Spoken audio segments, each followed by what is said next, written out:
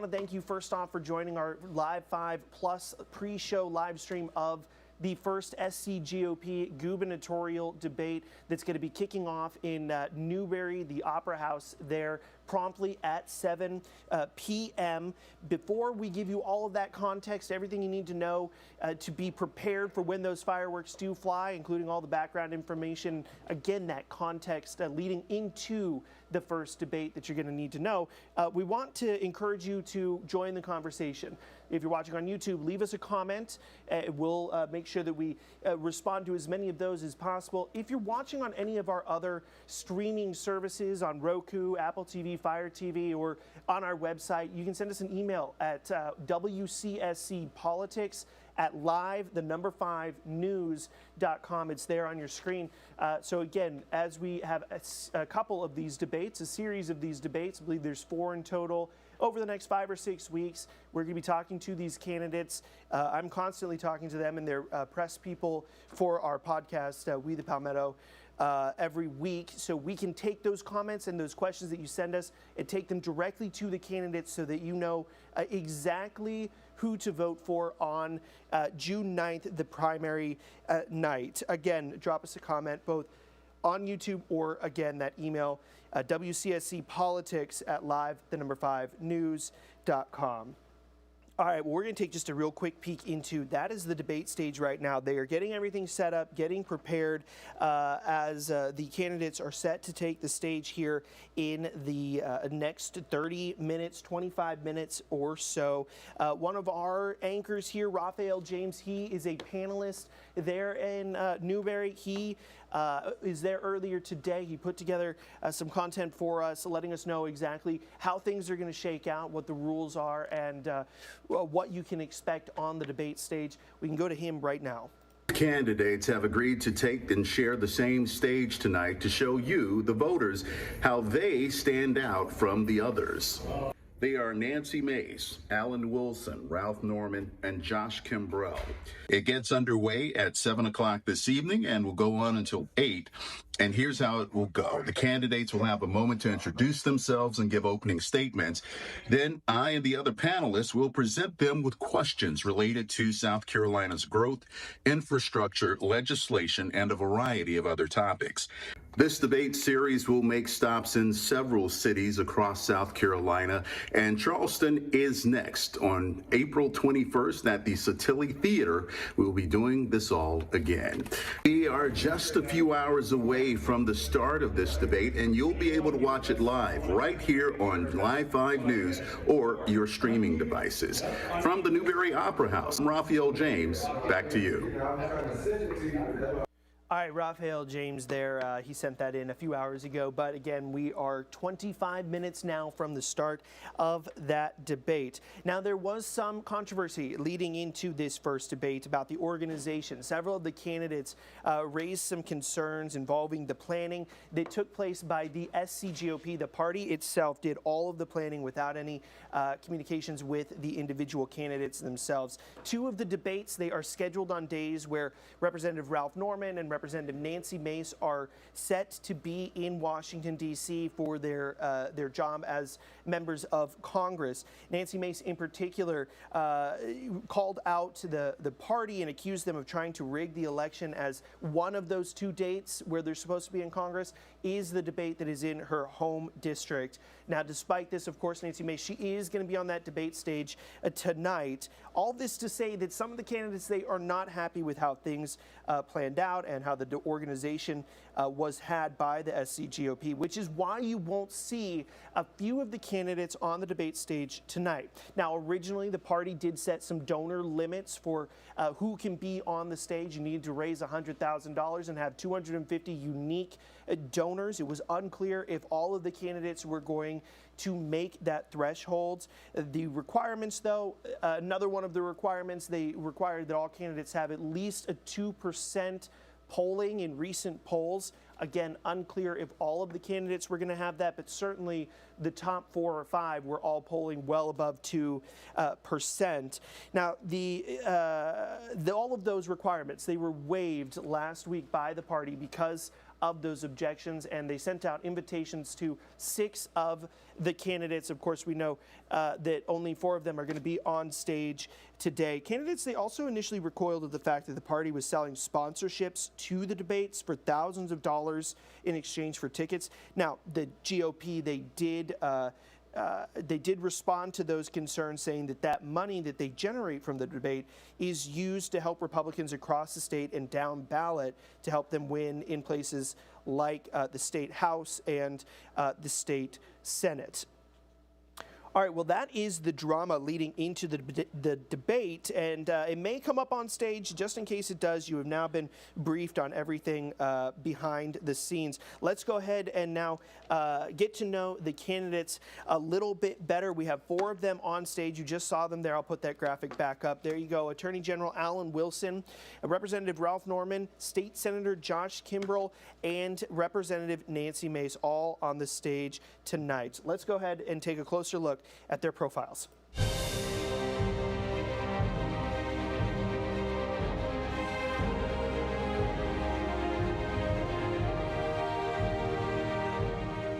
The first candidate to announce his campaign and one of the first to agree to all of the GOP debates, Attorney General Alan Wilson has his sights set on the governor's mansion. I want to get out there and I'm going to fight for you. A colonel in the Army National Guard and an Eagle Scout, Wilson earned his law degree in 2002 from the University of South Carolina School of Law. The adopted son of U.S. Representative Joe Wilson, politics came naturally. Just 8 years after graduating from law school, Wilson would win his first political campaign and assumed the role of Attorney General. He'd go on to serve 4 terms in the AG's office before announcing his bid for governor. Wilson has consistently found himself in the top 3 in the polls. He's also the #1 target of Republican opponent Nancy Mace, who's called into question his conviction rate on child sex offenses and accused him of protecting pedophiles. What Mace doesn't talk about is how Wilson expanded the Internet Crimes Against Children Task Force and gotten laws passed specifically to go after human trafficking. He's racked up the endorsement of nearly every sheriff, including all of them in Mace's district. He's continuing to promise a crackdown on crime, all while staying in lockstep with President Donald Trump. His chief opponent, Representative Nancy Mace, famously got her start as a Waffle House waitress after initially dropping out of high school. She later made her way to the Citadel, where her father was the commandant of cadets. She became the first woman to graduate from the traditionally male-only military school. She went on to dabble in journalism and public relations after obtaining her master's degree before moving straight into politics. Her first successful election landed her a seat at the State House, where she made headlines for a floor speech detailing her own sexual assault in opposition to a state abortion bill in 2018. After a single term, Mace made her way to Congress after narrowly defeating Democrat Joe Cunningham and returning SCO1 to Republican control. Mace lost President Donald Trump's endorsement after she criticized him for the events of January 6th, but still managed to defeat Trump's candidate in the next election. She's been a vocal supporter of protecting women, the environment, and animals, even going so far as to call for the death penalty for child rapists, a permanent ban on offshore drilling, and the establishment of a registry for animal abusers. And we will be courageous, we will be resilient, and we will be prepared to take on the challenges of every single moment that God throws our way. Arguably the most conservative of the candidates, Representative Ralph Norman has a unique history with President Donald Trump. Norman, an America First politician, supported his longtime friend, former Governor Nikki Haley, in the 2024 Republican presidential primary against Trump. He was the only congressman to back Haley, but somehow managed to stay in Trump's good graces. A hardline fiscal conservative, Norman is pushing for a South Carolina Department of Government Efficiency and has spoken out against politicians giving themselves a pay raise and governments giving tax cuts to draw in big business. Establishment is not going to be with me, which is fine. I've never been, I've always wanted to clean the system up, and you can't be a part of it if you want to clean it up. Despite being in the House for nearly a decade, Norman is a leading voice for calls to enact term limits. The real estate developer has run into criticism in recent weeks for allegedly using his congressional budget to run campaign-like ads on TV. At 72, he's the oldest candidate on the debate stage, but has never been one to shy away from a fight. The second candidate to announce, but last to file, State Senator Josh Kimbrell is facing a long-shot bid outside of his home district. He's a relative unknown to everyday voters, but that also means that he may be able to pick up some voters who know way too much about the other candidates and don't like what they see. And what they'll find is an active lawmaker championing some of the state's most significant legislative initiatives, like tax cuts, the heartbeat bill, and constitutional carry, and an amendment barring illegal immigrants from voting. Kimbrell rose to local fame on the airwaves, hosting a radio program, Common Sense, for 10 years before officially entering the world of politics as a candidate. He solidified himself in the state Senate by defeating Democrat Glenn Reese and flipping the district Reese had held for 30 years in 2020. Kimbrell is no stranger to legal troubles, however, facing accusations in 2014 of child sex crimes against his son, charges that were ultimately dropped for lack of evidence months later. He's also currently facing a lawsuit from a business partner for allegedly stealing more than $2 million. His platform centers on promoting religious freedom, school choice, and cutting back on regulations to expand economic opportunities. We're going to protect parental rights. We're going to protect religious liberty exemptions. We're also going to make sure we protect public health. He also specifically wants to modernize the DMV by creating a mobile app that can cut down on lines and wasted time.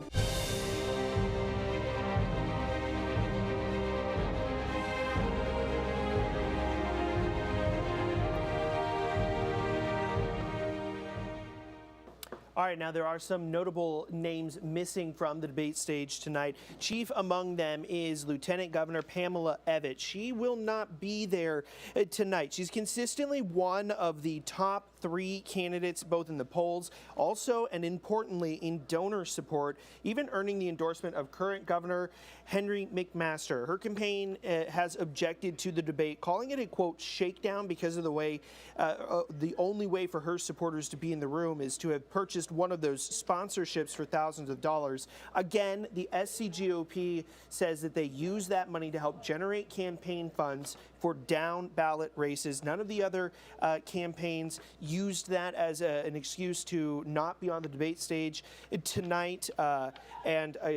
Originally, the argument that they would have to pay to be on the debate stage was completely wrong. And the SCGOP, again, waived all of those criteria anyways so that she could be there. She still declined.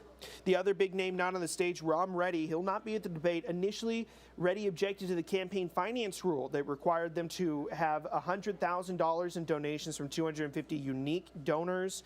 Reddy, who is a millionaire, is funding his own campaign and not accepting any donations whatsoever. Those rules, again, were waived, but Reddy is still sitting out. However, he has committed to the second debate. He made that commitment in a post on social media a few days ago. Now, the primary is on June 9th, and whoever wins, they will have to go up against one of these 3 Democrats, as well as a handful of third-party candidates as well. Currently, 3 Democrats vying for their party's nomination. There on your screen, Mullins McLeod, a low-country attorney, a State House member Jermaine Johnson, and then you have Billy Webster, an upstate businessman. All of those 3 will be battling it out for the Democratic nomination on June 9th as well. All right, well, we are going to take just a quick break here. Then we've got some more content planned here for you. Then the debate will start here in about 14 minutes. Stay with us here. We'll be back in a few minutes.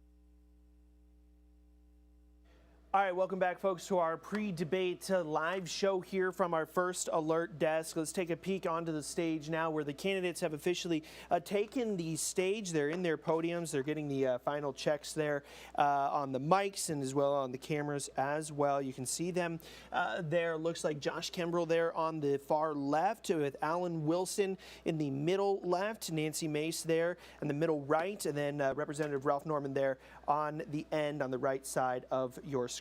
Again, just finishing up, getting everybody in place, and then that debate starting here in about 10 minutes. Now, let's talk about who is in the lead and who maybe is struggling a little bit. The recent polling has been kind of all over the place, but we know who the top 3 candidates are. They've been exchanging the top 3 places for the last 6 months or so. This is an average of the last set of polls. You've got Representative Nancy Mace there in the lead at 20%, Alan Wilson there 18.5%, Pamela Evett, Lieutenant Governor, at 18.7%, then Ralph Norman there down at 12%.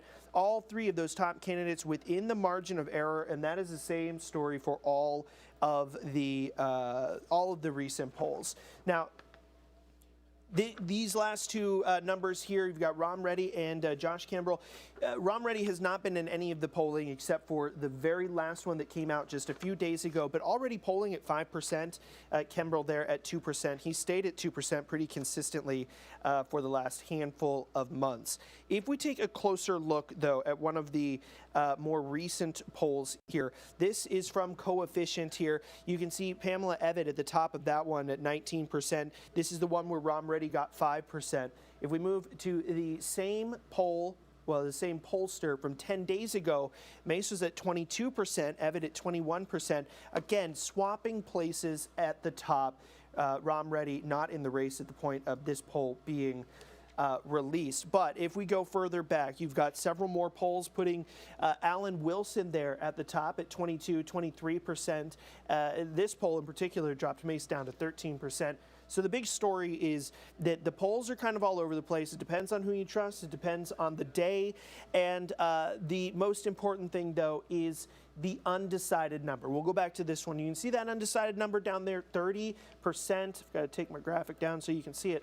30% down there. A lot of people still don't yet know who they will be voting for. Of course, that is why we have these debates, so you know exactly where these candidates stand and who to vote for in the end.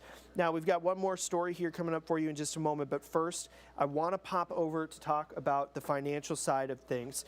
These are the numbers from the last set of campaign finance data that we got at the end of the year. We are at the end of a quarter now, and we can expect new campaign finance numbers to appear here in the next 10 days or so. So these numbers will get updated. But the important thing to note is that Pamela Evett there raising $2 million over the last year. That is the most of any of the candidates. She is followed by Alan Wilson at 1.8, Nancy Mace at 1.6. The big win for Nancy Mace, though, is the total number of donors. All of those other candidates, they've got 1,500 or less. Nancy Mace, and that number is not a mistake, has 42,000 small donations going into her campaign. She says that is a number that shows she has grassroots support. A lot of that money coming from outside of the state, though. Her opponents are quick to point that one out.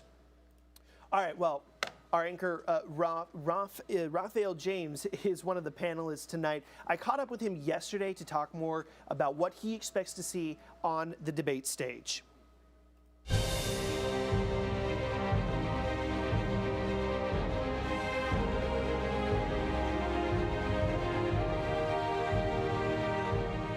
I am one of the panelists for the debate, and I'm honored to have that opportunity to do so. And that basically means that I'm one of the people who comes up with questions for the candidates to answer. We have such a wide range of candidates with different skill sets, different abilities, different backgrounds. So I think it's going to be a very robust conversation.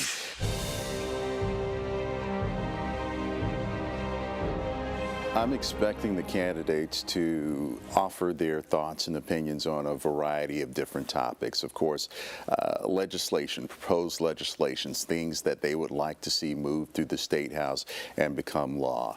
Growth is another major thing. South Carolina has grown exponentially over the last few years. People are coming here, businesses are coming here. How are we managing that growth? What are we doing with that growth? How are we preparing for people to come and live here? Are there enough roads to handle that growth? Things like that. Those are some of the topics that the candidates have already talked about, and there's certainly some of the things that, as I poll members of the community and our neighbors, some of the things they want to know about. How are we managing that growth and infrastructure? And of course, being here in Charleston, you can't go very far, especially during rush hour, without having to sit in some of that traffic. So that's something that the politicians and the people wanting to be the governor of South Carolina are certainly going to have to address and make people feel comfortable with how they plan to move forward in the future.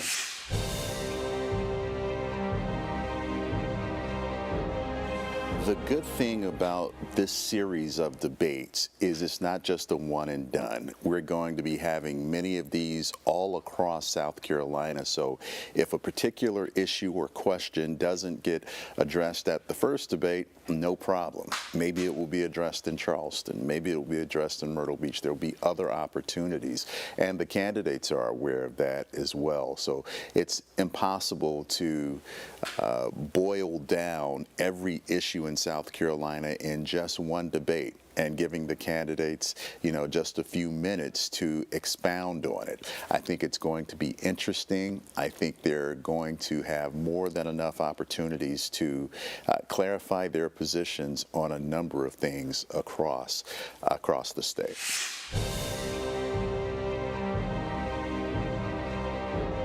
These debates are so important because this is the leader of South Carolina. These are the people who are setting policy for the way our state is going to look for the next 20, 30, 40, 50 years. Some of the things that are decided today, our children will be living with the effects of them for many, many years from now. So even if you're one of those people who say, I don't do politics, I don't vote, well, that's kind of an indictment on you and the kind of conditions that our children and grandchildren will inherit many years from now. But it's so important to know what's going on and know how people plan to address those issues.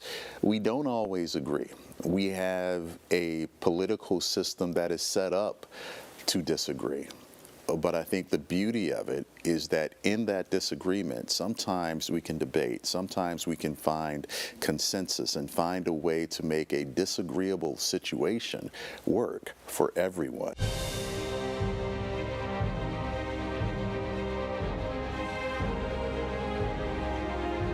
All right, 3 to 4 minutes now until that debate gets underway. Let's take a quick look inside the Opera House there. You see the candidates getting ready, chatting amongst themselves here as we narrow in on 7 o'clock. Now, we do expect some fireworks tonight. Make sure you are commenting. You are sending us emails to the Live 5 Politics email. That is WCSC Politics at live, the number 5 news.com. And just a programming note here, as soon as 7 o'clock rolls around, if you are on the live stream or if you're on our website, if you don't see the debate coming up right at 7 o'clock, just go ahead and refresh your platform there, and that should bring it up. Sometimes there's a little bit of difficulty in the crossover there. But if you are watching on YouTube, you are welcome to simply stay on the stream, and the debate will be coming up here very shortly. Stick around after the debate. After 8 o'clock, we'll be playing out some of those highlights that we hear as, again, those fireworks go off in the Newberry Opera House, happening here in just about 2 minutes. We're going to cut to break here, and you'll see us again at about 8 o'clock.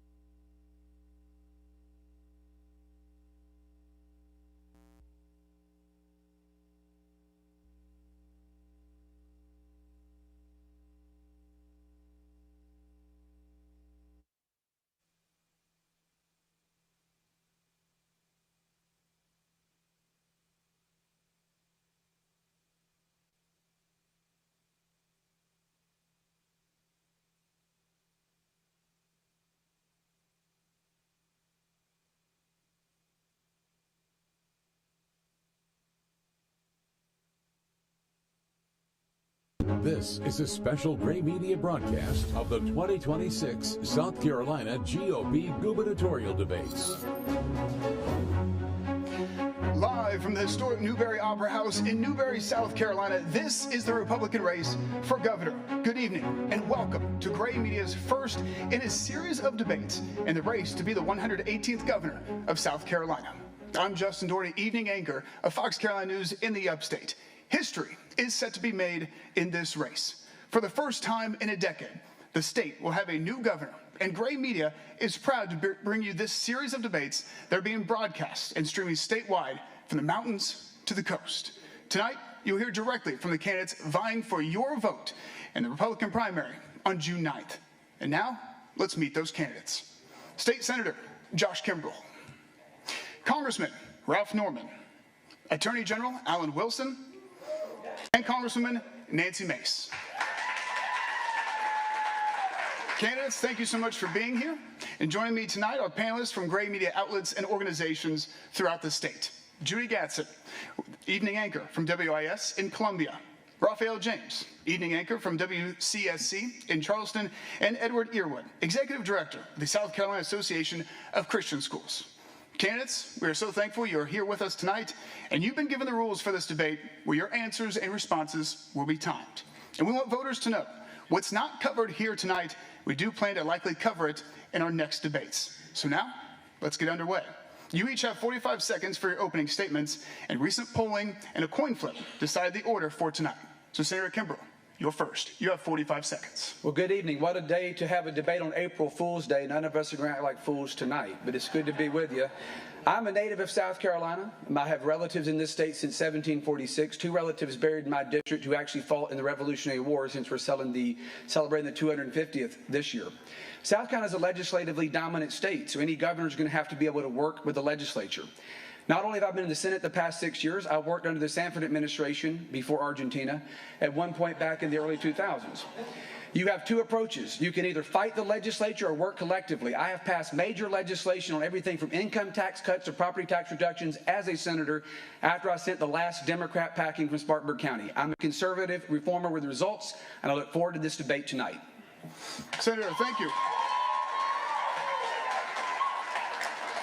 Congressman Norman, you have 45 seconds for your opening statement. Norman, I'm running for Congress to root out the waste, the fraud, the corruption, and the abuse that is rampant at the State House. I'm not a lawyer.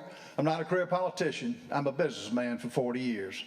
What has happened is that we have allowed Republicans to masquerade as conservatives, and then when they win, they morph it into raging liberals. And folks, we've got to stop that.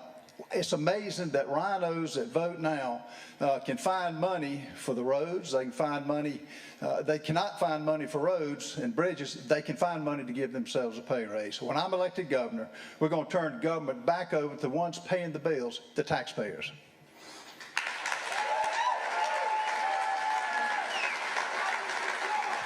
Congressman, thank you. Congresswoman Nancy Mace, you have 45 seconds for your opening statement. I'm not running for governor for me. I'm running for governor for you. Just as God carried Donald Trump to his presidency, God has carried me through some difficult times as well. And it's time for me to carry South Carolina. Tonight, my guest is Michelle Leitner and her family. Michelle, can you please stand up? Michelle, I met a few weeks ago. I want you to know what I am willing to do for South Carolina residents and citizens. Michelle was stranded in Israel in the conflict when the war broke out. When I heard about her being stranded, I literally got on a plane to go and evacuate her family. Michelle, you and your children at dinner that night helped me renew my faith in God and Jesus Christ and the people of South Carolina. Thank you, and God bless you. Congressman, thank you. Attorney General Alan Wilson, you have 45 seconds for your opening statement. Good evening. To those of you watching at home, my name is Alan Wilson, and I currently serve as your state attorney general. Tonight is a job interview. The office of governor, it doesn't belong to anybody up here. It belongs to you, the people of South Carolina, and this is a time I'm asking you to vote for me and hire me to do this job. The issues that you talk about at your kitchen table with your friends and your family are the same issues I talk about with mine. Issues like affordability, taxes, crime, quality education, and our conservative values. I stand here tonight as a husband, a father, a proven prosecutor, and a combat veteran, and the only person in the race for governor who has defended President Trump and his agenda in a court of law. And I look forward to defending and fighting for you as your governor. Thank you.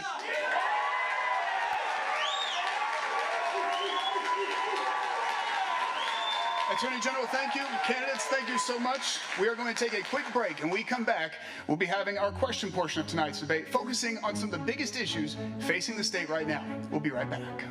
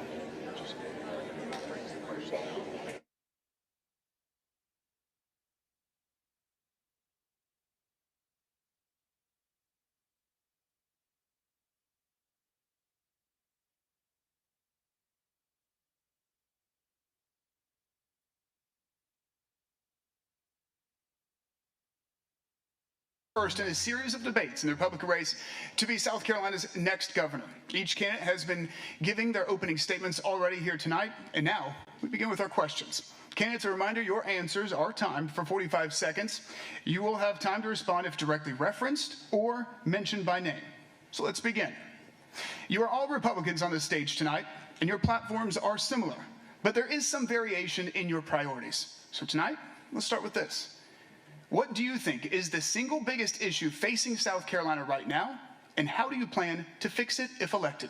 Senator Kimbrell, you begin. You have 45 seconds. Affordability is the #1 issue, and reducing our tax burden, both income taxes and property taxes. When I first got elected in 2020 and took office in 2021, I introduced an income tax reduction plan that would get us to zero in 13 months. That resulted in a cooperative approach working with Senator Harvey Peter, the chairman of the Finance Committee, to a $2 billion income tax cut that passed 2 years ago. This year, I was one of the major sponsors of a property tax reduction that would triple the homestead exemption to make sure nobody over time loses their house because they can't pay a property tax bill. I've also introduced legislation this year to bring down the cost of child care. Affordability is #1, growing our economy, and every state in this country that's grown rapidly, Texas, Florida, Tennessee, has done so without an income tax. I'm the only person on the stage to introduce that in the legislature of South Carolina. I will eliminate the income tax. Senator, thank you. Attorney General Alan Wilson, you have 45 seconds for the same question. As I've traveled this state, across the state of South Carolina over the last 10 months, I've met hundreds, thousands of South Carolina residents. I met a woman who was in her 40s, raising 2 kids, bought a house a couple of years ago. Now she can no longer afford to live in that house. she actually has to live in an apartment right now. The reason is because the cost of her property taxes have gone up so much. The cost of her utility rates, her energy expenses are gone too high. The insurance to cover that property has gone high. These are because the government has wrong policies, bad policies, or the government is not doing enough to bring down the cost of her property taxes, her utility bills, and other expenses. As governor, I will make affordability for families a #1 priority. Eliminating the income tax, reducing property taxes, and doging government to get fraud, waste, and abuse out to make it more affordable for families. That's what I will do as governor. Attorney General, thank you. Congressman Mace, what do you see as the single biggest issue facing the state right now? The single biggest issue as the #1 fastest growing state in the country right now by population is, of course, affordability and the cost of living. I'm the only candidate for governor on the stage tonight anywhere in the state that has a very detailed plan to eliminate the state income tax in just a handful of years by freezing the general fund at 2023 to 2024 levels, or $11.6 billion. Every dollar over that would be returned as a permanent tax cut. This year alone, with the excess in the general fund revenue, I could cut your taxes, your state income tax, by 47%. All of us up here believe in suspending the gas tax in a time of war as well. And the one thing I want to add too is we cannot allow data centers for consumers or South Carolina residents to pay for a single dime of energy costs for data centers that are coming up in the state of South Carolina. Too unaffordable. Congresswoman, thank you. Congressman Ralph Norman, same question. You have 45 seconds. The problem we have is, as I mentioned earlier, fraud, abuse, and corruption. Term limits is the only way to get some of these career politicians out. What are the main issues? We have neglected our roads and our bridges, which are falling apart. Our judicial system, and no one else up here is going to talk about it. The way we select judges is to let trial lawyers select them. It's letting referees, asking Clemson and Carolina to choose their own referees. It makes no sense. Our electrical grid, we're not ready for growth, folks. The fact that we're $9 billion in debt, Santee Cooper, we got to fix the basics before we can solve our other problems that we have in this state. Congressman, thank you. Candidates, thank you. Now we turn to our panelists. Judy Gasson with WIS. Candidates, thank you for being here. My question is on behalf of South Carolinians who are struggling to pay higher gas prices. I know many of you are aware of the fact that lawmakers recently proposed temporarily suspending South Carolina's gas tax, but Republican leadership blocked immediate consideration of that proposal. So the question is this: do you believe that was a mistake? And if you support a suspension, how would you implement it and cover the lost revenue? Attorney General, you begin. You have 45 seconds. Absolutely. I was actually the first person standing up here who actually called for the gas tax to be temporarily cut and suspended. I think it should be for 30 to 60 days. We have over $1 billion in the reserve fund to pay for this, but that is just a temporary stopgap. We can do things more long term. Obviously, encouraging large manufacturers who drain energy on the grid can be incentivized and or required by law to produce their own energy, thereby giving it back to you, the people of South Carolina, to lower your energy rates. We can do other things like lease gas lines and other things along the easements along the interstates to get more power and electricity in. We can cut the sales tax for businesses who are paying sales taxes on the use of their energy. There's so many things we can do in the long term to make it more affordable, and that's what I will do when I'm governor. Attorney General, thank you. Congresswoman. All of us agree with suspending the gas tax in time of war. I'm the only candidate up here that actually wrote a proposal or proposed bill to do that. And I would, at 10% within 30 days, if we see an increase during a conflict, then we would remit that back to the businesses, gas stations would remit that back to taxpayers. There's plenty of money. Like I said earlier, the general fund this fiscal year alone is going to have almost $3 billion extra in new money and new revenue because of the massive amount of growth that we're having today. You could cut taxes and save money for a rainy day fund. But in my proposal that I drafted today, this would go on for 180 days, lift the gas tax, and could be renewed by the legislature as needed. Congresswoman, thank you. Congressman Norman, you have 45 seconds. It's irresponsible just to say you're going to cut taxes. You've got to do a forensic audit of every agency and tell the people of South Carolina what you're going to have to cut in spending. I'm going to cut your taxes. I was the only one that's rated taxpayer heroes while in Congress, but I will do a forensic audit and I will show the people what we're going to cut. And you know, the fact that we are having our problems with insurance rates, that's a tax. Have you looked at your electricity bill? That's a tax. That's what you have to work across, and that boils back to the way we elect judges and the way we not let lawyers continue to do that. We've got to stop that way of doing it because it affects the bottom line that we're dealing with. Congressman, thank you. Senator Kimbrell, 45 seconds.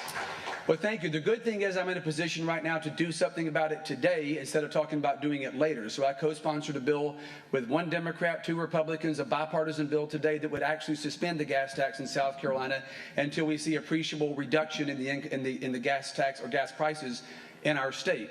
I believe we absolutely need to provide relief at the pump, but a long-term solution also matters to be sure that we can improve infrastructure, roads, and bridges without raising taxes, without increasing spending.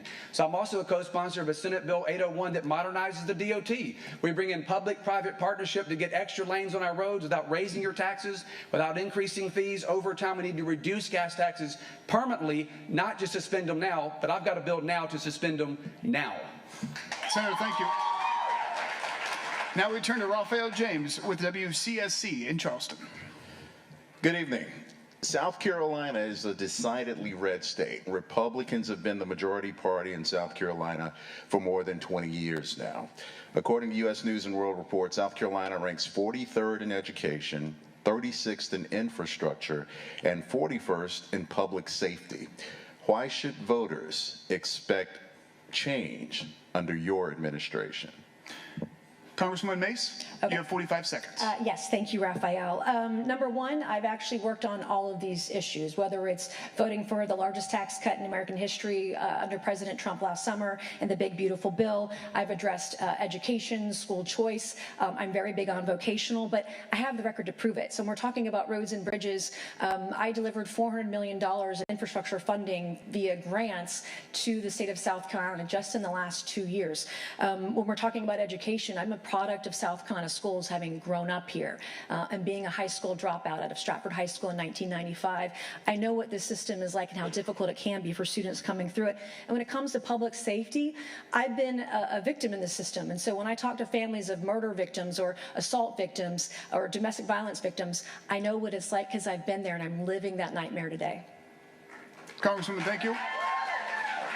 Congressman Ralph Norman, you have 45 seconds. I will have the leanest budget, I assume, since Carol Campbell. And I will use the way we will bring the legislature on to major in the major things. We've been majoring in the minor things. And as he's mentioned, education suffered, our infrastructure suffered. There's no reason for that. I will use the power of the veto. I will use the line item veto. But more importantly, I will go to every city and every county and make the case for why we need structural change all over this state. And that's not hard for me to do. And I'll put it back in the hands of we the people. And that hasn't been done in a long time. And all of it will be to make sure that we're spending money where it should be. And it has not been that way. And the legislature has failed the state in that. Congressman, thank you. Senator Kimbrell, 45 seconds. Well, the reason we've had those numbers is because, frankly, we didn't have enough Republicans in the state Senate. We had too many rhinos until 2020. So we have a functional Republican majority now. Every one of those numbers has improved in the last 5 years. I'm not saying South Carolina's perfect. We got a lot of work to do, which is why we're on this stage tonight. But whenever I beat the last Democratic incumbent from Spartanburg County in 2020, we flipped 2 other seats from Democrat to Republican. Since then, we've moved further along the road towards universal school choice and giving every mom and dad a chance to pick where their kid goes to school and ensuring that they succeed. We've reduced taxes by the largest margins in modern South Carolina history, and all of those metrics you mentioned, sir, have improved now that we have a Republican majority that works. We need more Republicans, not less. I want the state to be redder, not purple. Senator, thank you.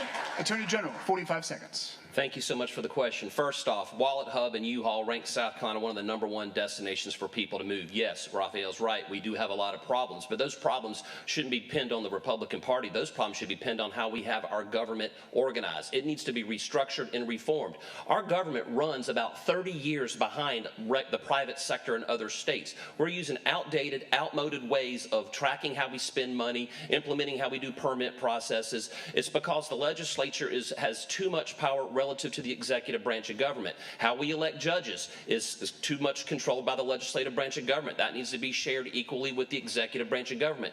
Folks at home, you have parity of power between the three branches. The government will be able to better serve you, and that's what we're going to do when I'm governor of South Carolina. Candidates, thank you. We now turn to Edward Earwood. Earlier this session, the South Carolina legislature rejected the idea of bringing casino gambling to South Carolina. However, debate continues on legalizing online sports betting in our state.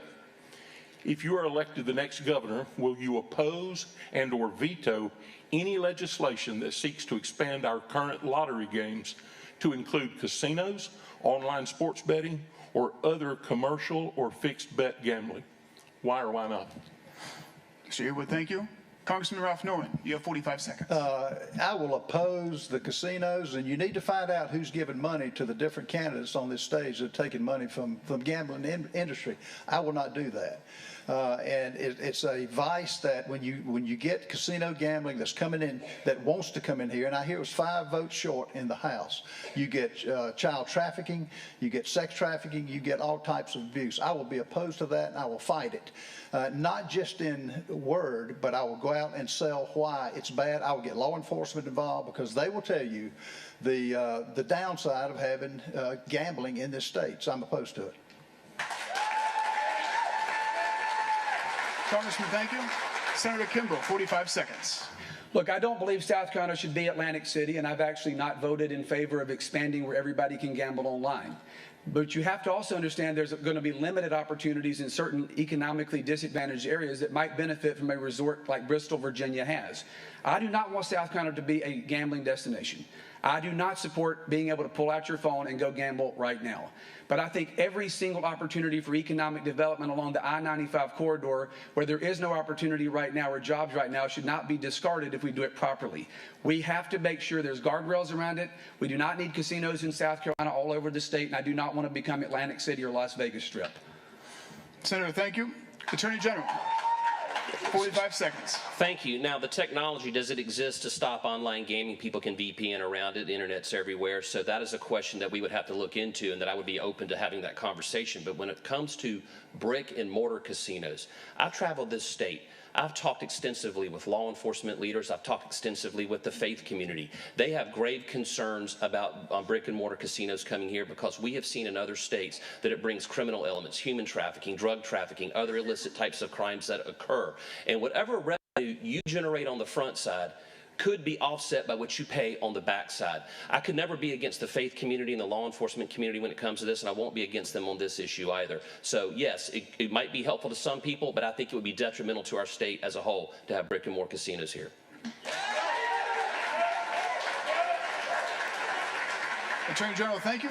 Congresswoman. I'll take it a step further. People are already online betting. I mean, you can go onto Poly Market or Kalshi, or you can bet on anything. You can bet, I would guess, who won the debate tonight, right? And so it's already here. I would want to review any legislation, regulations. I'd want to know what the legislature says. We are a republic, and they're representative of their constituencies. I'd even be open to doing a referendum. What do the people of South Carolina want? If it is a 50-50 issue, then what does the majority of people or residents in our state, what would they want, either online or brick and mortar, and hear those options versus being, one person, one say. I'd want to have everyone to have a say, because it is a controversial issue in some communities where they would never want it. And so I think that's important to listen to your constituencies. Congresswoman, thank you.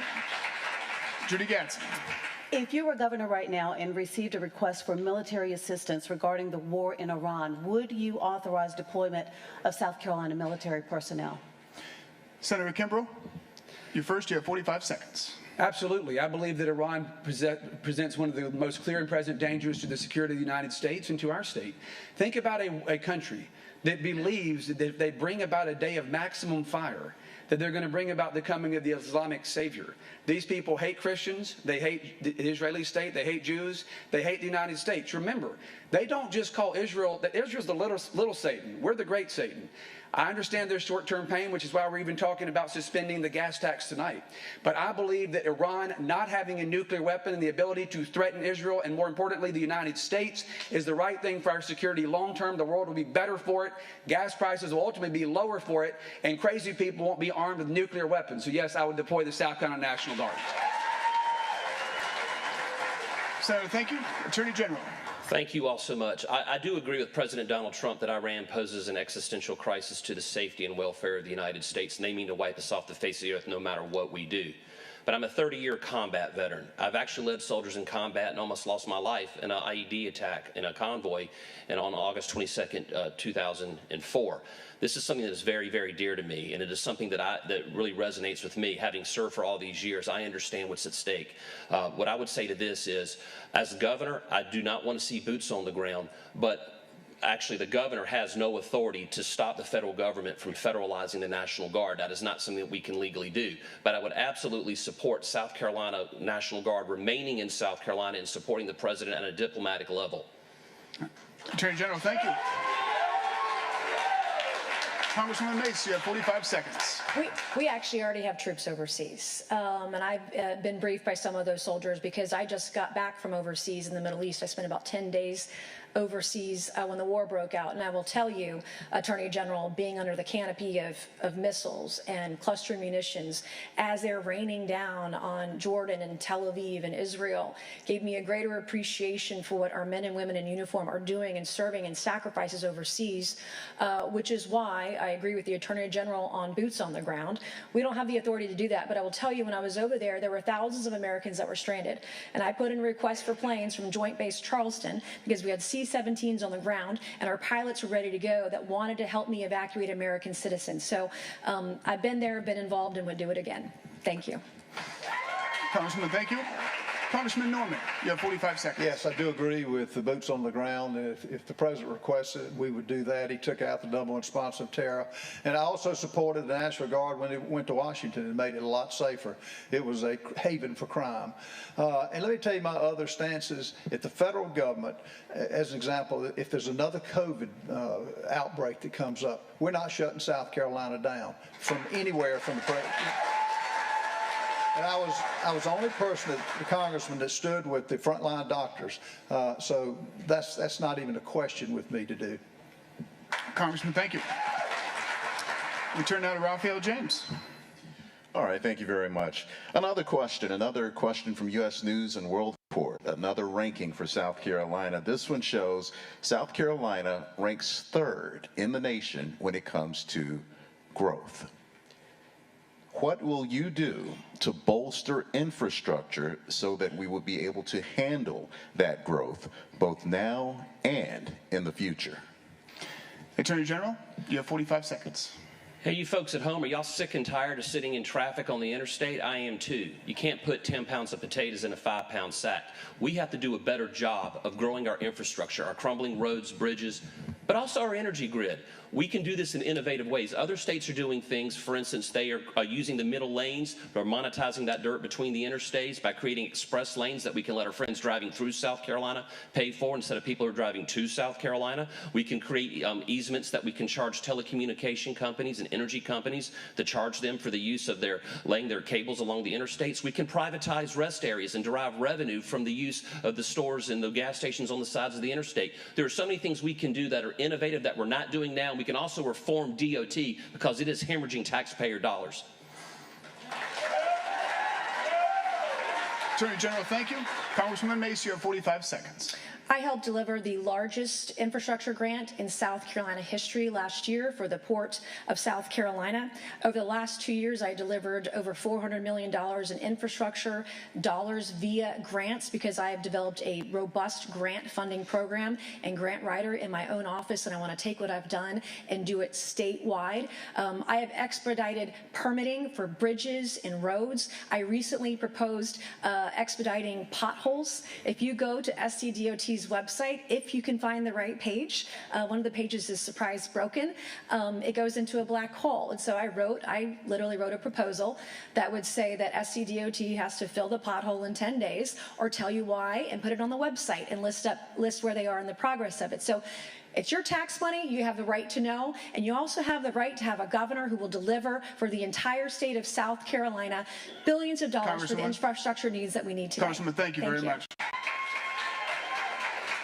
Congressman Norman, you have 45 seconds. I believe in growth, but I believe in quality growth. You don't have just unlimited companies coming into this state. An example of a boondoggle, Scout Motors, $1.3 billion when the nearest bidder was $260 million. In the latest budget, Google, Captain Sam Spit. This legislature voted $32 billion to pay a developer to not develop property in Kiowa. All that to say, I'm going to play an active role in recruiting quality business, but we've got a heritage to preserve in this state.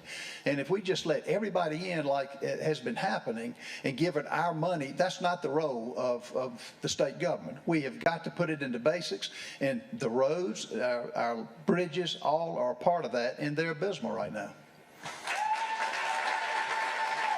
Congressman, thank you. Senator Kimbrell, 45 seconds. Back home in Spartanburg County, in Bowling Springs, the area which I live, there was a 450 housing individual homes development put on a farming road. It's a road that's designed for a tractor, and yet you had dozens of cars going back and forth every day. The reason for that is because of the growth. I supported with Senator Tom Davis of Beaufort a bill that's in the legislature right now called concurrency legislation. It preserves private property rights. We ensure that people don't lose the right to develop or use their property as they need, but we're making sure that the growth does not outpace the infrastructure, where the roads, the schools can handle it. Because most important, I think, at least for me, is preserving the character of South Carolina, and I'd rather not pave paradise and put up the parking lots. So thank you. Turn now to Edward Earwood once again. School choice is expanding nationwide, including here in South Carolina. In addition to exceptional needs scholarships supported currently by state tax credits, South Carolina provides limited school choice for families and K-12 students. Many of those attend private and or Christian schools. The recently passed One Big Beautiful Bill allows for the first time ever federal school choice. What is your vision for the expansion of school choice throughout South Carolina? Congresswoman Mace, okay. You begin. You have 45 seconds. I'm sure all of us up here support universal school choice. That's going to be fought in the courts. What I would like to talk about tonight is our need for more vocational programs. Under Governor DeSantis, he has a beautiful program where there are 2 high school diplomas, one for the kids who are going to college and one for the kids who are not, who are certified in a trade and get their high school diploma and are qualified for a high-paying job when they graduate from high school. Those are the things we need to be focused on while universal school choice is being fought in the courts. The other thing that we can do as a state, and the state legislature can do and has done, is expand the financing and funding for charter schools. I have 2 kids. Both went to charter school at some point in their public school system here in South Carolina, and we had wonderful outcomes. Every kid is made different. Congresswoman, thank you. Congressman Norman, you have 45 seconds. I have 17 grandchildren, all went to public schools. I will tell you, it's a war zone. And why should we be 40th and 41st in education? I believe the way you cure that is the dollar should follow the child. You ought to have merit-based pay for teachers. You ought to have standards. If a teacher is not cutting and doing the job, you have a way to replace those teachers. I believe in homeschooling. I believe in public school. I believe in charter schools. But we've got to put the basics in place and standards in place. The ones that are successful have standards that we can bring back teachers that have been out of the school system. And you do that with setting standards and abiding by them. Congressman, thank you. Senator Kimbrell, you have 45 seconds. I'm the only person on the stage over the past 4 years who's consistently had to take votes in the South Carolina Senate as it pertains to school choice. I believe in universal school choice for every single child and every single parent. I believe the money should be backpacked with the child. The money's got to go where the kid goes. It shouldn't be that some people want to make it a choice that you're either for public schools or you're for private schools. The #1 state in the country for school choice, where more people go to private schools than any other state through school choice, is Florida. And the public schools are still doing fine. We've got to reject this notion that you're either for public schools or for private schools. I'm for every school option and every parent being in charge of their child's education, and I will support universal school choice as governor. Senator, thank you. Attorney General, 45 seconds. First off, I want to say that I have 2 kids in public school right now. My daughter's here tonight, and I want to thank the teachers, all the teachers around South Carolina who are like the teachers my kids have. Thank you for what you do, and to the good teachers out there, we'll continue to fight for you. But here's the thing. Every kid has individual educational needs, and we can't stereotype all those kids. Back in the 80s, I had specific individual needs, and those weren't being met by a public school. My parents had to sacrifice to send me to a small Christian school where I could have those needs met while my brothers continued in public school.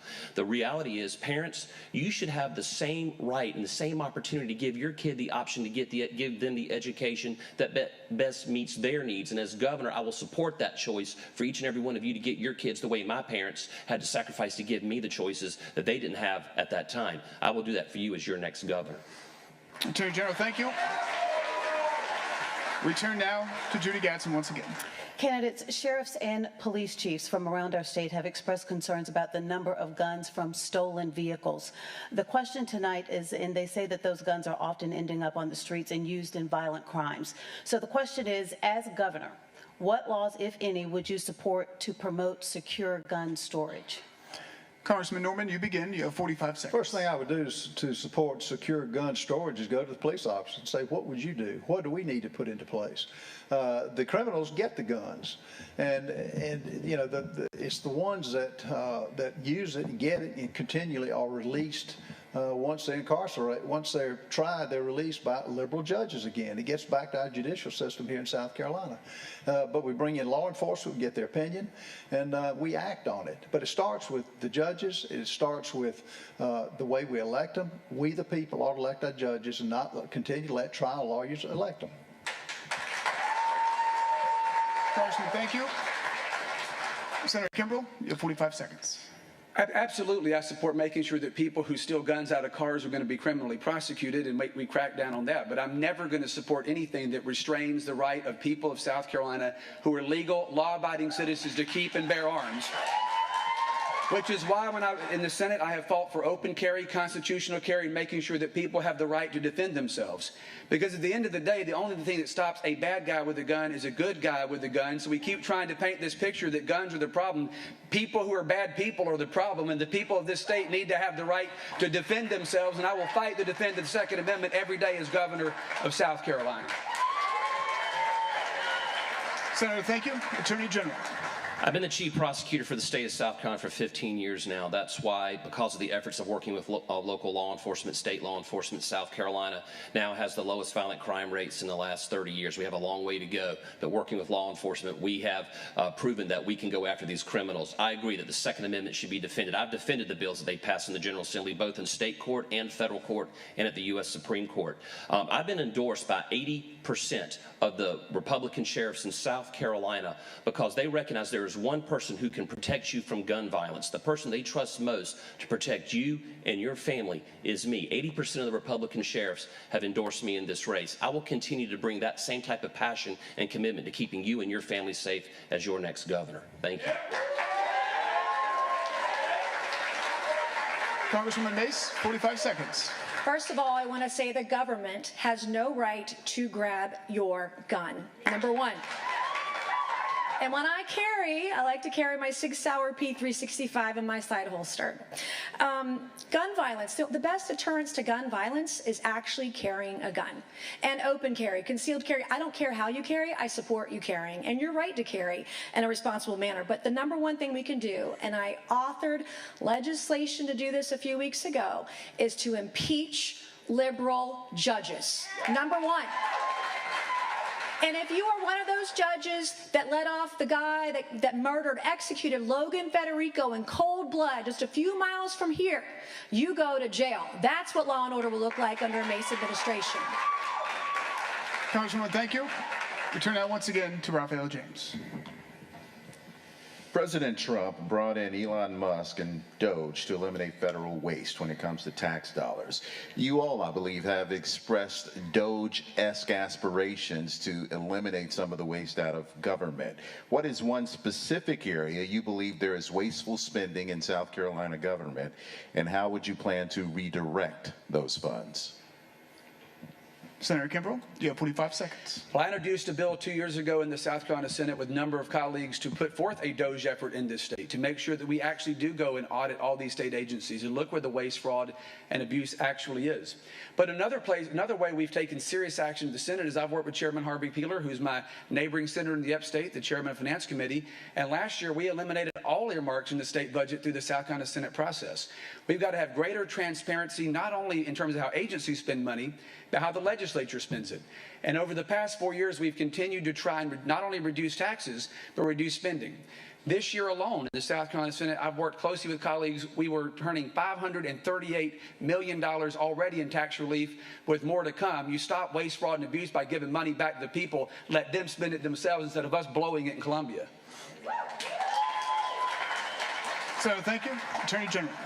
Folks, the three most expensive thing that government does is we educate, we medicate, and we incarcerate. The problem is the billions of dollars going to those three sectors, we are hemorrhaging money all over the floor like a leaky car. We can do a better job. We need to use advanced AI, cryptography, blockchain technology to revolutionize South Carolina. We are not a modern state.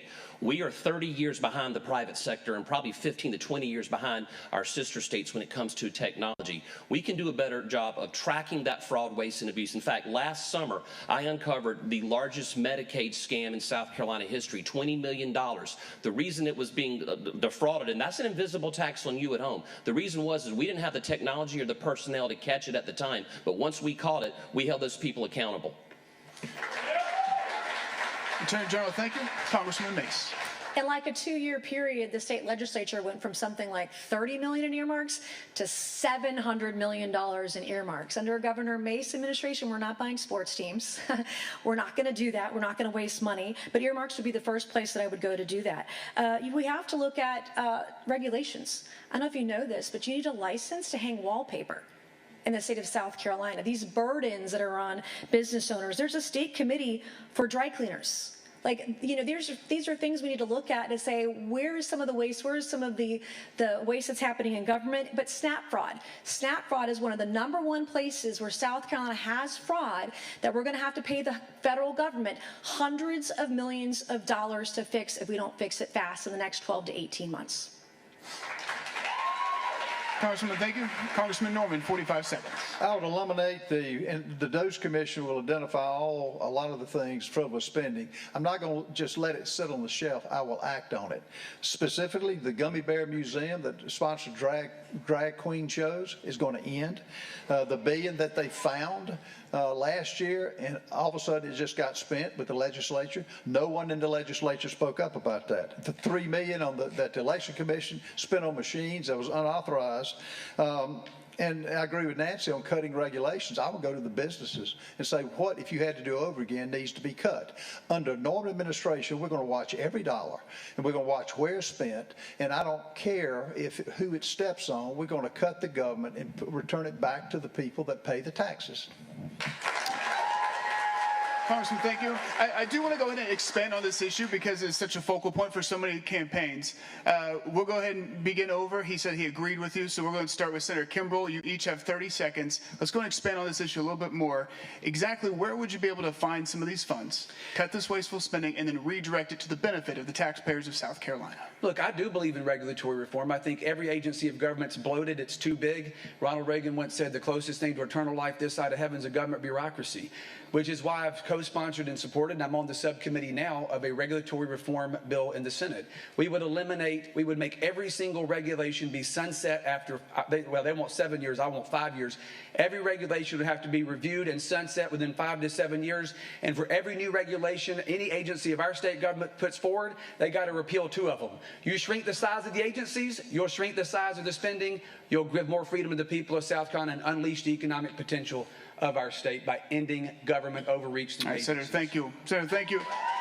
Attorney General, 30 seconds. Absolutely. First, one point of clarification. I think the $1 billion you were talking about, Ralph, wasn't actually real money that was misspent or dozed. It was a misprint on the Comptroller General's office. But what we need to do is in dozing, you need to use blockchain technology that tracks all that money going down to local school districts, municipalities, counties. We need to use advanced AI technology. And we need to unsilo the Auditor's Office, the Inspector General's Office, State Law Enforcement Division, the State Grand Jury. We need to bring all of these oversight groups together, and we're going to do that through our Families First initiative that Mike Rickenbaugh is going to head up when I'm the governor of South Carolina. Attorney General, thank you. Congresswoman Mace, we'll get to you in just one moment. Congresswoman, you have 30 seconds. Congresswoman Mace. Congresswoman, you have 30 seconds. He mentioned. We'll get down to you. He can't rebut what Alan? He will soon, yes. Okay. He'll be next. Congressman, I just want to make sure we're following. Yes. We're following the rules. Okay. When you asked a question about redirecting money to the government, yes. I would redirect the money to the people.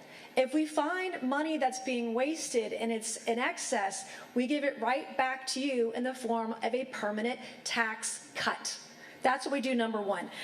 The sunset bill, when Donald Trump was president in his first term, he did an executive order for every new regulation he repealed 2. They ended up repealing 5 or 6 at a time.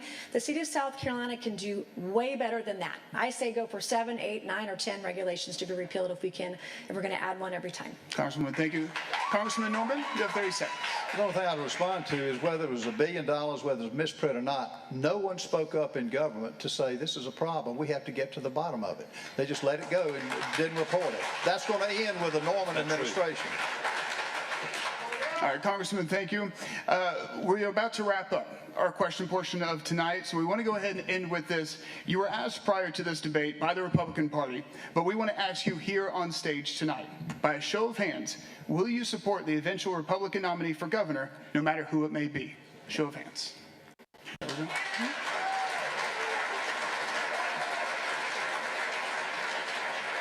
A moment of unity to end this portion. Candidates, thank you so much. We did good. We are going to take a bit of a short break here, and then when we come back, we'll have your closing statements. But again, thank you so much for discussing some of these issues. Again, this is a series of debates, so we're just getting started when it comes to all these debates we'll be offering throughout the state. So again, candidates, thank you. That does it for our discussion portion of tonight's debate. We'll take a quick break, and when we come back, we'll have your closing statements and your final pitch to voters for the night. We'll be right back.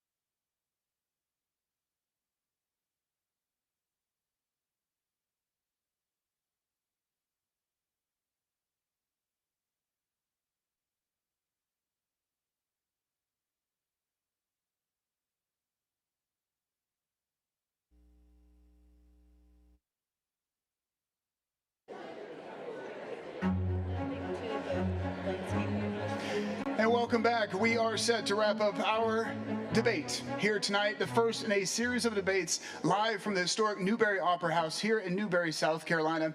And again, this is the first in a series of debates, and so if we did not get to a topic here in this first debate, we plan to likely get to them in the next few debates. Again, we have 3 of these planned before primary day on June 9th, and then we have another planned for a runoff race, if that does happen, here in this Republican primary. So again, thank you so much for joining us, and we are just getting started here in this Republican race for governor. But tonight, we're set to wrap up here in Newberry, and let's begin with our closing statements. Because of the order of polling and the coin flip, Senator Kimbrell, you begin. You have 1 minute and 45 seconds for your closing statement. Well, I've enjoyed the debate tonight, and didn't we all behave so well, by the way? I mean, everybody was so kind. It's Republican unity. Look, on every major issue that we've talked about tonight, I have led in the South Carolina Senate on that since I defeated the last Democrat in Spartanburg County in 2020. Whether it's reforming the income tax in this state, I introduced a bill in 2022 that would have eliminated it to 0 in 13 months. That resulted in a compromise that led to a $2 billion, the largest income tax cut in the history of South Carolina. You have to look at this as a Team South Carolina approach. As I've said throughout the debate tonight, we've had governors in the past who thought bullying the legislature, kind of running them over, was the right approach. And now the current administration is largely like, y'all pass a bill, we'll sign it. Neither one of those is the right approach. Somebody's got to quarterback and lead, but it's got to be bringing everybody together along on the same road. And what I want to do as governor is to build on the successes I've had in the South Carolina Senate. On every one of these major issues, I have been either the primary sponsor or a major co-sponsor. In fact, even as a freshman senator in my first term, I passed a constitutional referendum to prohibit illegals to vote in South Carolina that was on your ballot in 2024 that y'all passed by 85%. That is consensus leadership. We've got to take that same Team South Carolina approach of collaborative leadership. I'm not going to bully the legislature, but I'm going to push them. I've done that even as a senator. Bring them to the governor's mansion every day. Meet with the leadership of the House. Meet with the leadership of the Senate. Find where we can advance conservative reforms and do it. I have been a conservative reformer with results as senator. I will continue to do it as governor, and I would appreciate your support, and visit us at joshforsc.com. Senator, thank you. Congressman Norman, you have 1 minute and 45 seconds for your closing statement. First of all, the governor's race is the most important race in South Carolina because we're picking a CEO for the state that you're locking in for 4 years, and I would make the argument 8 years. You can't divorce that person. You can't fire him like you can a coach. You're stuck with him really for 8 years. And I'm the only one that's got a track record of doing what I'm telling you up here.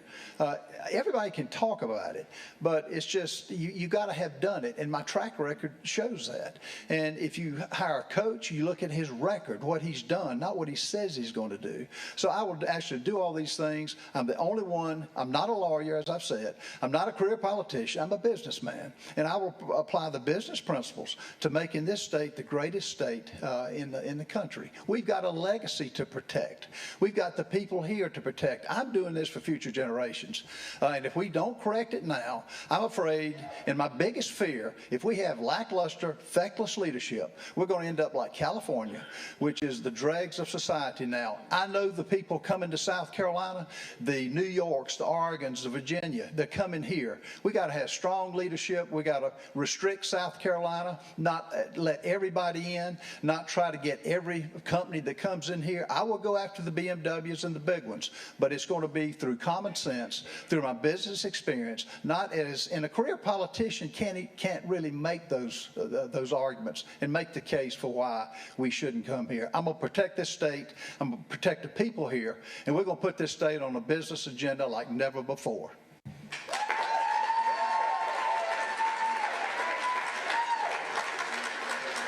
Congressman, thank you. Congresswoman Mace, you have 1 minute and 45 seconds. Thank you. Serving South Carolina is the honor of my lifetime. In 1995, in Goose Creek, South Carolina, I dropped out of high school, Stratford High School.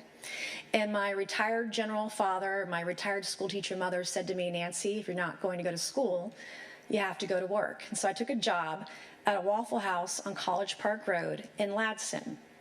And I learned about the value of hard work. I would eventually get my high school diploma or the equivalent and would go on to the Citadel, where I graduated 26 years ago as the first female from the Corps of Cadets. That is a college where we don't burn the American flag, we salute it. And I've learned so much during that time and having some hard times and facing some challenges and relying on my faith, relying on my family, and relying on my ability to help others. I remember when I was first elected to the State House a number of years ago. And I had a family call me. A mom called. Her daughter needed surgery for her breast cancer, but the insurance company wouldn't cover it. And I said, well, I know a guy. I can't make any promises, but let me make a phone call. I made a phone call, and 3 hours later, the insurance company called me back, and they said they had re-reviewed the woman's file, and they were going to fully cover 100% her breast cancer. I learned then in South Carolina, it is not what you know, it is who you know. And I have delivered for cancer patients. I have gotten people on organ transplant lists. I've gotten veterans appointments at the VA.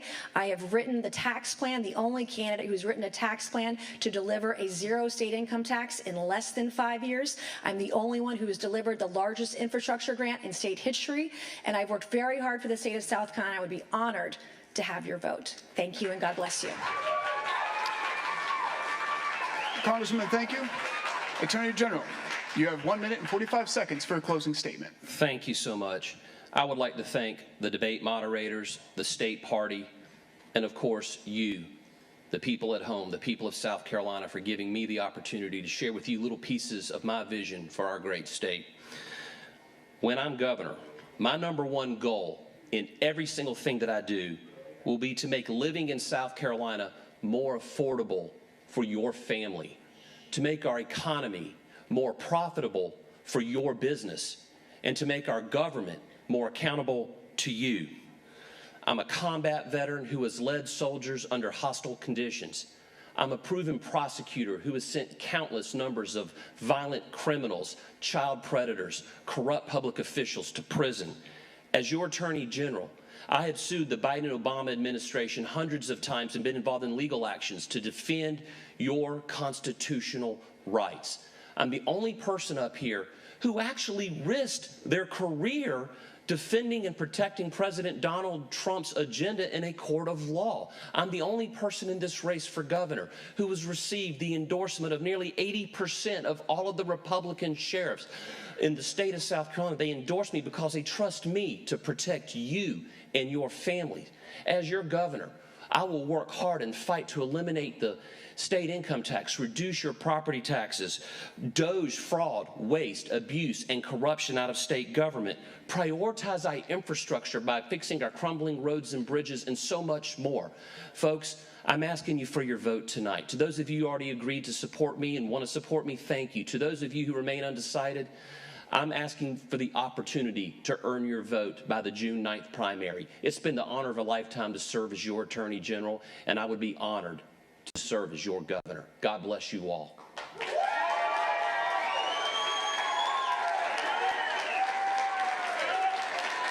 Attorney General, thank you. Candidates, thank you so much. Let's go and have one more round of applause for all those candidates on stage here tonight. Thank you.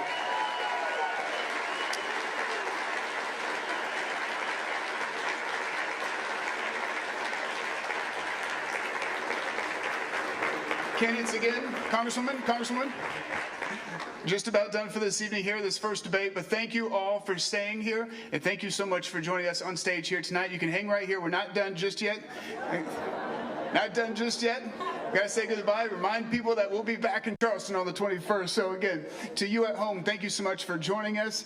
Again, this is just the beginning in a series of debates here brought to you by Gray Media and in partnership with the Republican Party for this Republican primary. Our next debate is just weeks away in Charleston on the 21st. And all of this is so you, the voter at home, can be as informed as possible for that June 9th primary here for the Republican Party. On behalf of Gray Media, thank you again. Have a great night. And we'll see you on the 21st in Charleston.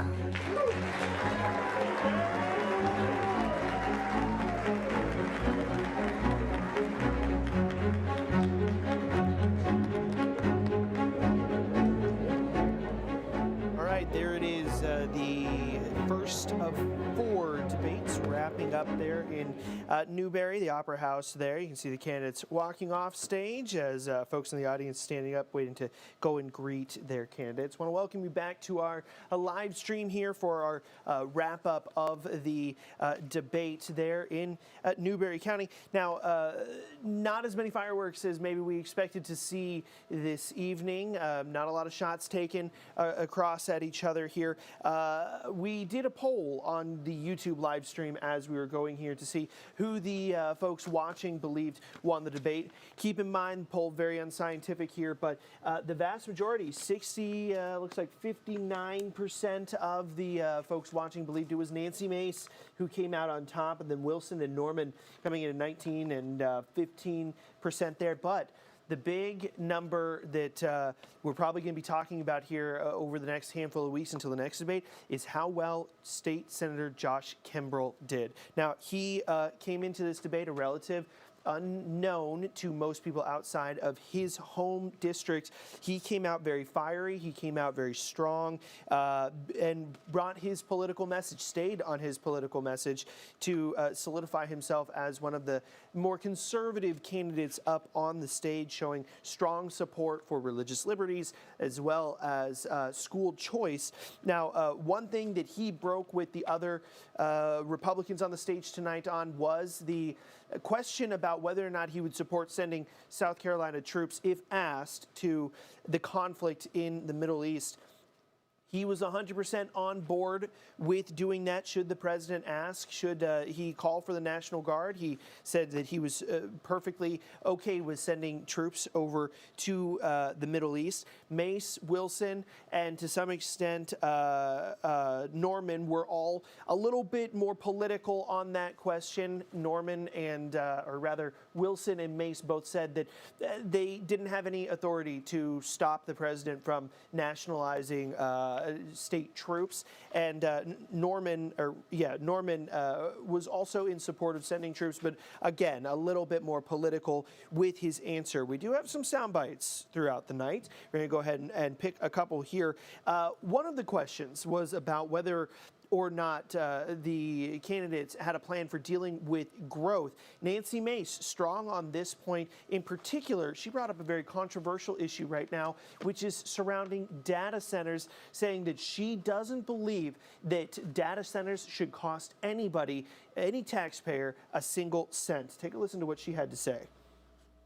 And the one thing I want to add too is we cannot allow data centers for consumers or South Carolina residents to pay for a single dime of energy costs for data centers that are coming up in the state of South Carolina. Too unaffordable. Mace there talking about those data centers. She also had several more points along that same question about which regulations to cut and where the state could be doing a little bit better. Speaking of the budget, Ralph Norman, again, a big fiscal conservative. He's very strong on those fiscal conservative points. And he had a lot to say about the budget. I will have the leanest budget, I assume, since Carol Campbell. All right, there's our soundbite there from Ralph Norman. Let's head over to a soundbite from Josh Kimbrell. He was talking about universal school choice here. Since then, we've moved further along the road towards universal school choice and giving every mom and dad a chance to pick where their kid goes to school and ensuring that they succeed. He also had a lot to say in regard to the politicians in this state, saying that South Carolina has a lot of red politicians that maybe aren't quite as red as we think. We need more Republicans, not less. I want the state to be redder, not purple. Casinos were also a huge question, a huge conversation bit here that did draw some differences between the candidates, several of them saying that they are absolutely against the development of casinos. Those candidates include Ralph Norman, and Josh Kimbrell also was relatively unsupportive of casinos, but then also mentioned that he did support the economic impact that they could bring to certain areas that need economic development. The other two candidates, Nancy Mace and Alan Wilson. Mace said that she was not necessarily opposed to casinos, but again would want to review any legislation and even potentially have a referendum for any possible casinos that could be moving into the state. Alan Wilson, he said that he is absolutely against brick and mortar casinos, but again kind of waffled on the question of whether or not online betting should be allowed. Let's listen to Senator Kimbrell's sound on the casinos. We have to make sure there's guardrails around it. We do not need casinos in South Carolina all over the state, and I do not want to become Atlantic City or Las Vegas Strip.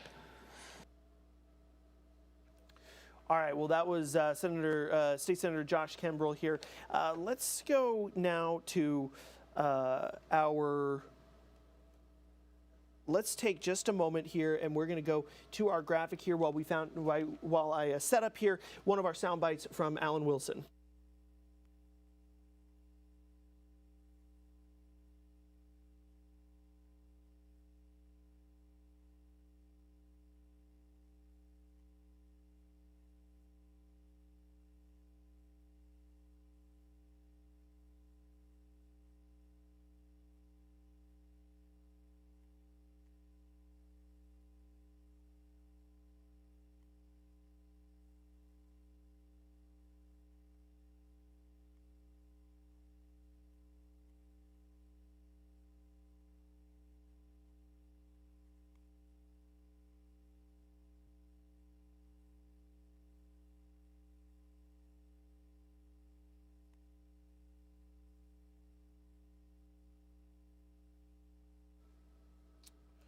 All right, here we go. Now we're back. We've got Alan Wilson's sound here on that same question about the casinos. Let's listen to what he had to say. I could never be against the faith community and the law enforcement community when it comes to this, and I won't be against them on this issue either. So yes, it might be helpful to some people, but I think it would be detrimental to our state as a whole to have brick and mortar casinos here.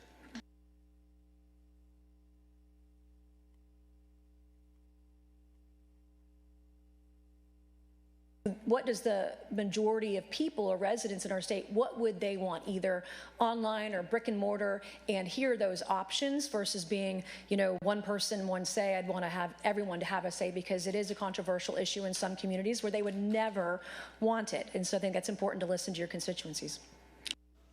All right, well, we're going to call it there. That's going to be a look at all of our sound bites that we've got queued up right now, but stay tuned for 11 o'clock tonight. Our news team will have plenty of sound bites from that debate, and of course, we'll continue to have all of this online as well. You can rewatch the debate there on YouTube as well on our website. Make sure that you do tune in, though, on April 21st when the next debate will happen. That, again, is going to be here in Charleston. We, of course, at Live 5 will be playing a big role in that debate, and we'll bring you all those clips, all that sound, all those candidates. But let us know what you think. Who won the debate? Send us a message to WCSC Politics at live5news.com. Shoot us a message on Facebook, Instagram, X, or YouTube as well. We'd love to hear from you. And again, send us some questions that we can get to the candidates for you. We would be happy to ask any of those questions on your behalf to, again, those candidates. But for now, we're going to call that a live stream. We're going to call that a debate. Thanks for joining me here from our First Alert Desk. I'm Nick Reagan. And again, we're going to see you right back here on April 21st. And of course, on our live streams in the morning, 10 a.m., 5 on 5 Plus. We've got plenty of shows that are constantly streaming, so stay tuned in. Thanks again for joining me, and we'll see you in the next one.